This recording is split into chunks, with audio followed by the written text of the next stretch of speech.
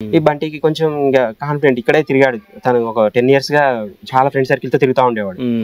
నా ఫ్రెండ్స్ ఉన్నారు, ఏమైనా నాకు ఇన్ఫర్మేషన్ ఇస్తూ ఉంటారు, నేను ఎక్కడికి పోయి ఉండడం ఎందుకు బావ, నేను చెప్పాను ఆల్రెడీ, వద్దు బంటి ఇక్కడ ఎక్కడైనా వెళ్ళి ఒక 1 year 2 years పాటు అలా ఉండండి, ఏం కాదు హైదరాబాద్ ఇంకెక్కడైనా వెళ్ళండి, వాళ్ళు అసలే మంచిగా ఉండదు, పరిస్థితులు బాగుండదు అని చెప్పినా కానీ వినిపించుకోలేదు, కొద్దిగా నెగ్లిజెన్స్ చేశాడు.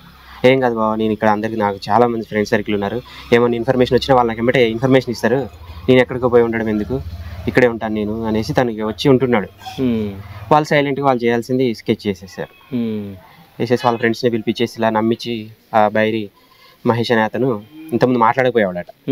తర్వాత ఒక 2 months నుండి కాల్ చేస్తూ, నీకు ఇట్లా రియల్ ఎస్టేట్ ఒక ప్లాన్ ఉంది, మన ఇద్దరం కలిసి డీల్ చేద్దాం, నువ్వు రావాలి అని అంటప్పుడే మనోడు కొంచెం డౌట్ వస్తుందంట. కానీ ఈ 2 monthsలో బాగా నమ్మించేశాడు. నమ్మించేసి బాగా క్లోజ్ అయిపోయినట్టు చేసేసి, ఈ మహేష్ అనే అతను ఇంతకుముందు నవీన్కి ఫ్రెండ్, అట్లా నువ్వైతే చేస్తావు అనుకున్నాడో ఏమో, చిన్నగా ఇతను బాగా నమ్మించేశాడు. రాండి అన్నాను కానీ ఇతను ఫ్రెండ్స్ పిలిస్తే వెళ్తాడు, బాగా తొందరగా వెళ్ళిపోతాడు, బాగా నమ్ముతాడు బంటి. ఎవరిని ఏ ఫ్రెండ్ పిలిచినా కానీ అట్లా కాకుండా తన ఫ్రెండ్ సర్కిల్ బాగుంటుంది, ఎవరు పిలిచినా కానీ ఎమ్మటే రియాక్ట్ అయిపోతాడు, వెళ్ళిపోతాడు. అంతా బంటెన్న అని సూర్యాపేటలో మాల బంటి అనేసి తన్ని అలా పిలుస్తూ ఉంటారు, బాగా ఫేమస్ అనమాట. నమ్మాడు, ఇంకా వెళ్ళిపోయాడు. ఎవరు రాకపోయినా కానీ ఆ రోజు ఎందుకో ఎప్పుడు 2-3 ఉండేవాళ్ళు తన అనమాట. ఆ రోజు మాత్రం 26th అవడం వల్ల ఫ్రెండ్స్ అందరూ కొంచెం ఇంటి దగ్గర రిలాక్సేషన్గా వెకేషన్లో ఉండుంటారు. తనకి కాల్ వచ్చింది, మళ్ళీ ఆఫర్ పోయిద్దేమో అనే ఉద్దేశంతో వెళ్ళిపోయాడు. సో అంటే పోలీస్ వాళ్ళు అక్కడ ఏం జరిగిందని చెప్పేసి మనం వివరించారా?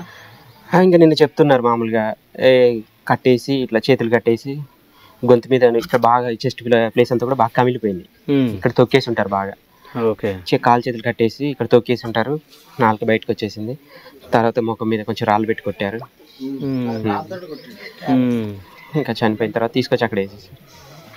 సో అంటే మొహం మంచిగా లేదా అంటే మీరు చూసినప్పుడు? ఇక్కడ బ్రేక్ అయిపోయింది, కొంచెం బాగా రాళ్ళతో ఒక రాయితో కొట్టినట్టున్నారు. ఇక్కడ బ్రేక్ అయింది, నాలుక బయటకు వచ్చింది. తర్వాత పోస్ట్ మార్టం చేసిన తర్వాత నాలుక లోనకనేసి కొంచెం వాష్ చేసేసారు. అంటే అక్కడ ఉన్నప్పుడు మీరు డైరెక్ట్ అక్కడ చూసారా? మేము చూడలేదు, మేము హైదరాబాద్ నుంచి ఎవరైనా చూడలేదు, తను కూడా వెళ్ళలేదు. ఇక్కడ మార్చురీ దగ్గర తీసుకొచ్చినాకనే ఏరియా హాస్పిటల్కి లోన పెట్టారు, రూమ్ లో పెట్టారు, అక్కడ నుంచి చూపించారు. సో ఇప్పటి వరకు మళ్ళీ పోలీస్ వాళ్ళు రాలే అంటే అయిపోయిన తర్వాత ఇంకా వాళ్ళ ఇన్ఫర్మేషన్ కానీ ఇలా పట్టుకుంటామమ్మా మీరు ధైర్యంగా ఉండండి అని కానీ ఏం చేయలేరు. అంటే ఇంకా వాళ్ళ నిందితులు ఎంత ఇన్ఫ్లుయెన్స్ చేస్తారో వాళ్ళని, పొలిటికల్ గా ఉందంటున్నారు వాళ్ళు కొంచెం. ఇలాంటి వాటికి ఇంకా లొంగిపోయి పోలీసులు న్యాయం ఎలా చేస్తారో అనేది మాకు చాలా డౌట్ గా ఉందండి. సో భార్గవి అంటే మీ ప్లాన్ ఏముంది అంటే ఇప్పుడు వాళ్ళు పొలిటికల్ గా వాళ్ళు మీ వాళ్ళు ఉన్నోళ్ళు అన్నట్టు మాట్లాడుతున్నారు, సో మీరు ఏం చేయబోతున్నారు, మీ ప్లాన్ ఏంది? నేను ఖచ్చితంగా వాళ్ళని వదిలిపెట్టాను, ఏ పొలిటికల్ అయినా నేను పోరాటం చేస్తాను. నా బంటికి ఎట్లయిందో వాళ్ళకి కూడా అట్లనే కావాలి. అదే ఎవరైనా సరే, నా అన్నలైనా ఎవరైనా నా బంటిని చంపిరు, వాళ్ళని కూడా అట్లా ఎవరు శిక్ష తీయాలి, వాళ్ళకి కఠినమైన శిక్ష కావాలి, జైలు పాలు కావాలి వాళ్ళు.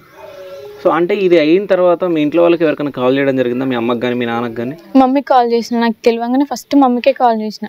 మమ్మీ ఏడుస్తున్నా, ఫుల్ ఏడుస్తుంటే ఏమైంది అన్నది. అంటే నేను ఇట్లా బంటి చనిపోయిండు అని అన్నా. ఏంటిది అన్నది. బంటి చనిపోయిండు అని అంటే ఎట్లా అంటే నవీన్ ఉన్నాడు ఆ ఇంట్లో అన్న. లేడు, ఇంకా పాతసూరపేటకి వెళ్ళిండేమో, నాయనమ్మ చనిపోయింది అక్కడ అని చెప్పంటే సర్లే అని చెప్పి ఫోన్ కట్ చేసిన. ఇంకా నేను సో మీ అమ్మతో ఏం చెప్పలే అంటే ఇట్లా నవీనే చంపేసిన అది ఇది ఏమని? ఇప్పుడు మీ అమ్మ నంబర్ ఉందా మీ దగ్గర? మీ అమ్మతో ఏం చెప్పలే అంటే ఇట్లా నవీనే చంపేసిన అది ఇది ఏమని? ఓకే, ఇప్పుడు మీ అమ్మ నంబర్ ఉందా మీ దగ్గర?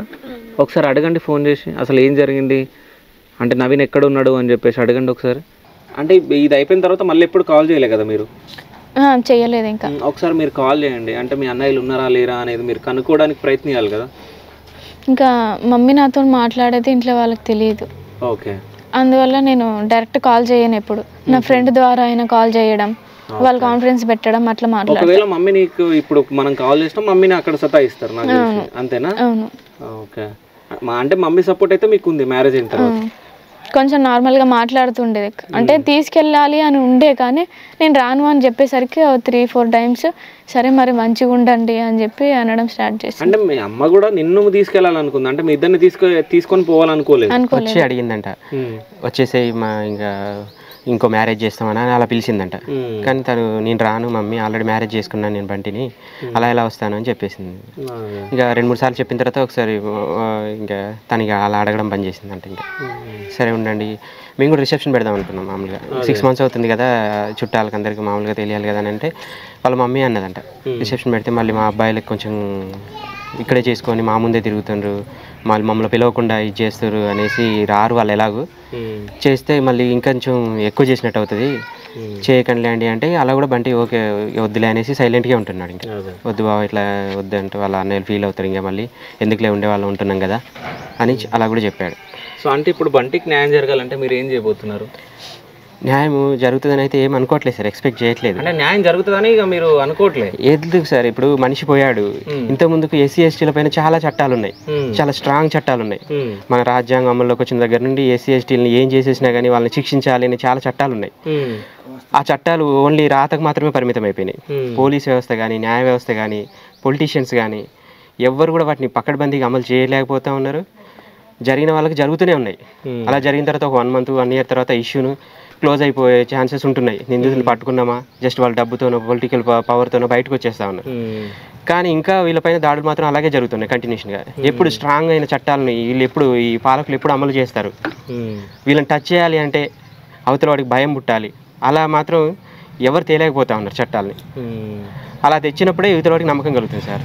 కేసు పెట్టి వాళ్ళ సమక్షంలో పెళ్లి చేసుకున్న వాళ్ళకి ఈరోజు చంపేశారు అని అంటే ఇంకా కేసు పెట్టకుండా ఒకవేళ చేసుకుందామని ఆలోచనలో ఉన్న వాళ్ళకి ఎంత భయం అనిపించాలి. ఇంకా ఈ కులంతో ఇక మనకి ఈ కులానికి ఆ కులానికి టచ్ లేదు అని ఇంకా జనాలు అలాగే బ్రతుకుతూ ఉండాలా? వేరే కులాలు వాళ్ళు పెళ్లి చేసుకోకూడదా? ప్రభుత్వాలు ఆలోచించాలి, దీంట్లో వాళ్ళు జోక్యం తీసుకోవాలి, తగినటువంటి న్యాయం చేయాలి. మాకు బాధితులు పట్టుకోవాలి తప్పకుండా. ఇంతవరకు మాత్రం పోలీసులు ఏం చెప్పట్లేరు. పట్టుకోవడానికి ఇంతసేపా? ఈరోజు టెక్నాలజీ ఎంత ఉంది, వాళ్ళని పట్టుకోవడానికి మాత్రం అంటే వాళ్ళు ఎక్కడో ఇన్ఫ్లుయెన్స్ అవుతున్నారేమో అనేసి మాకు డౌట్ వస్తుంది. అంటే ఈ ప్రభుత్వాలు కూడా అంటే ఉన్న వాళ్ళకు ఒక న్యాయం, లేని వాళ్ళకు ఒక అలాగే జరుగుతుందండి తప్పకుండా. అది డబ్బు పరంగానో లేకపోతే పొలిటీషియన్ పరంగా అలా మాత్రం లొంగిపోతూ ఉన్నారు. పోలీస్ వ్యవస్థ కూడా అలా పనిచేస్తూ ఉన్నది.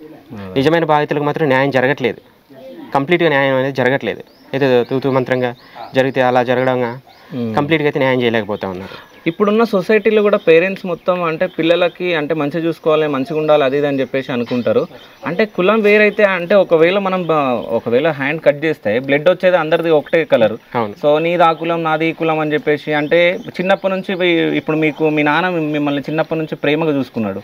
సో ఇక్కడికి వచ్చే వరకు అంటే భర్త దగ్గరకు వచ్చే వరకు అంటే హస్బెండ్ ఇట్లాంటి వాడే కావాలని చెప్పేసి అనుకుంటారు. కానీ మీరు ఎవరితోటి హ్యాపీగా ఉంటారు అనేది మీ నాన్నకు తెలియదు కదా. ఇప్పుడు మనం ఎగ్జాంపుల్గా చూసుకుంటే తెలంగాణలోనే అమృత ప్రణయ్ మర్డర్ కేసు మనం చూసే ఉన్నాం. సో అక్కడ కూడా వాళ్ళ నాన్న ఈ పరువు కోసమే దానికోసం ఆయన హత్య చేయడం జరిగింది. తర్వాత ఆయన్నే సూసైడ్ చేసుకుని చనిపోవడం జరిగింది ఫైనల్గా.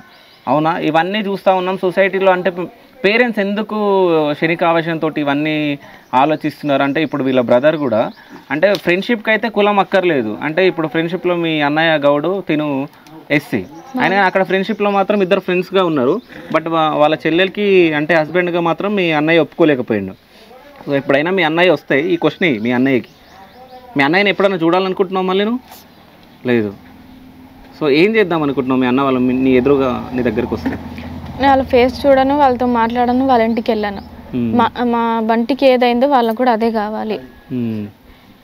సో అంటే ఇప్పుడు నువ్వు ఒక్కమే ఉన్నావు. సో మీ మామయ్య అంటే హెల్త్ బాగాలేదు, ఆయన చూస్తేనే పాపం అనిపిస్తుంది. ఇప్పుడు నువ్వు ఒక్కమే, మీకు సొంత ఇల్లు ఉందా? లేదు. సో మరి నీ పోరాటం ఎట్లా చేస్తావు? మా వదిన ఉన్నాడు, అన్నయ్య ఉన్నది, నన్ను చదివిపిస్తారు. నాది కంప్లీట్ అయిందాక డిగ్రీ అయిపోయిన తర్వాత నేను ఏదో ఒక జాబ్ చేసుకుంటా, మా మామని చూసుకుంటా నేను. ఓకే.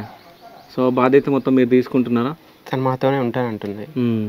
బంటిని నమ్ముకొని వచ్చింది, తనతో 6 months ఉంది.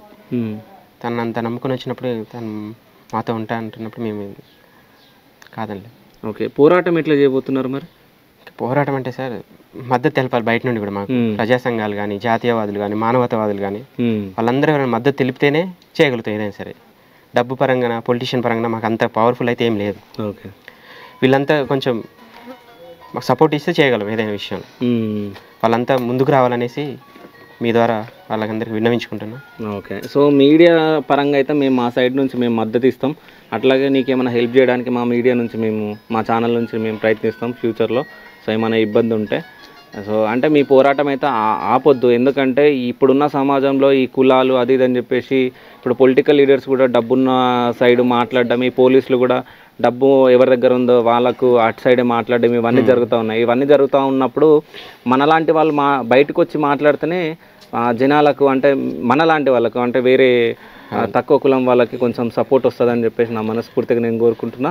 అదేవిధంగా తనకు న్యాయం చేయాలని చెప్పేసి పోలీస్ వాళ్ళని కూడా నేను కోరుకుంటున్నా. తనకు న్యాయం కావాలి, సో తనకు న్యాయం చేస్తారని చెప్పేసి మేము అనుకుంటున్నాం. ఒకవేళ న్యాయం జరగకుంటే ఇదే మీడియా మళ్ళీ వచ్చి వీళ్ళతో మాట్లాడడం జరుగుతుంది. So thank you so much అమ్మ. సో ఫైనల్గా మీరు పబ్లిక్కి మీరు ఏమైనా చెప్పాలనుకుంటున్నారా? దయచేసి పిల్లల మనస్తత్వాన్ని అర్థం చేసుకోండి. ఏ కులమైనా ఏ మతమైనా సరే మీ పిల్లలు వాళ్ళు. అది మీరు వాళ్ళకి మీ కొడుకులున్న బిడ్డలున్న చిన్నప్పటి నుండి ఒక